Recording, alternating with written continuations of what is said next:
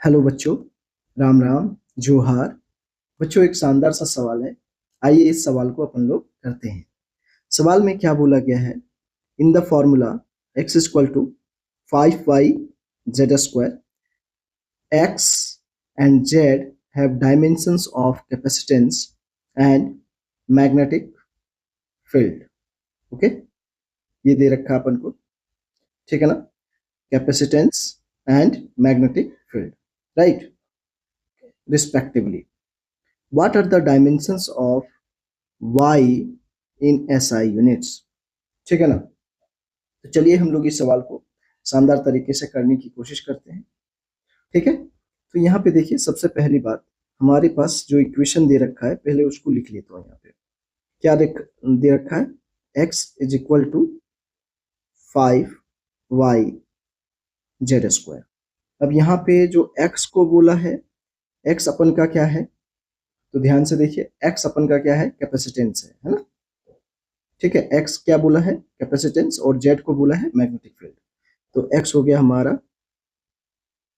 Capacitance, और z जो अपन का हो गया वो हो गया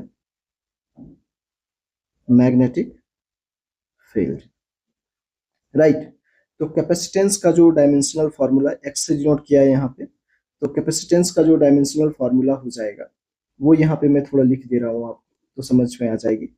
ठीक है, इसका होता है m-1 l-2 T4 A2।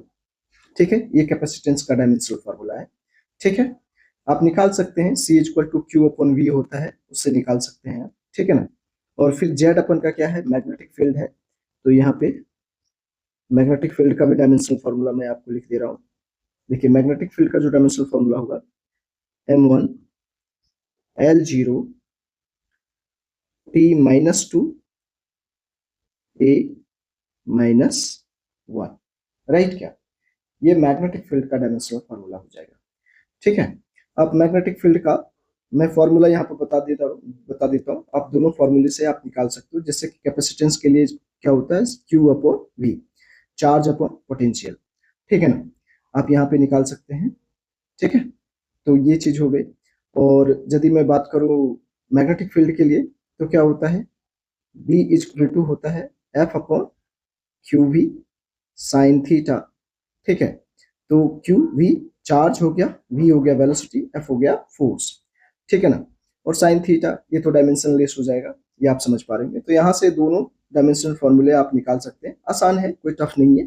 ठीक है बच्चों, चलिए, तो यहाँ तक आपको क्लियर समझ में आ गई बातें।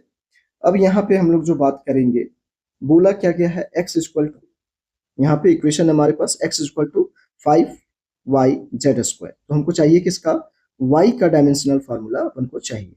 ठीक है, तो y का चाहिए, तो यहाँ पे ऐसे लिख सकता है इसको, y is equal to x upon z²। 5 को इसलिए नहीं लिखा क्योंकि वो कांस्टेंट है, उसका डायमेंशनल फॉर्मूला नहीं होगा। ठीक है, चलिए, तो अब यहाँ पे इसका डायमेंशनल फॉर्मूला हम लोगों ने क्या पढ़ा हुआ है, अभी निकाल रखा है। कैपेसिटेंस का देखा, m-1 l-2 T4, राइट क्या? और अभी चाहे मैग्नेटिक फील्ड था, तो इसका डायमेंशनल फॉर्मूला हम लोगों ने देखा, m1 l0 T-2 A-1। इस पर पावर कितना है? स्क्वायर है, तुमने स्क्वायर लगा दिया। ठीक है ना? तो इसको आप सॉल्व करेंगे तो क्या हो जाएगा? देखिए, m-1 l-2 T4 A2। ठीक है, ओके। और यहाँ पे हो जाएगा अब m2 l0 T-4 A-2, right. ये हो जाएगा। कितने यहाँ तक बात समझ में आ गई? अब इसको सॉल्व कर दीजिए।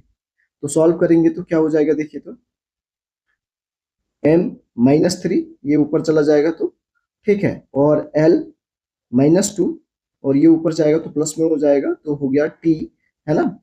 तो कितना हो जाएगा? 4 + 4 कितना हो गया? 8 हो गया, राइट क्या? और यहाँ पे हो गया A4, राइट। तो यही है इस सवाल का आंसर। आसान सा सवाल था, कोई टफ सवाल नहीं था।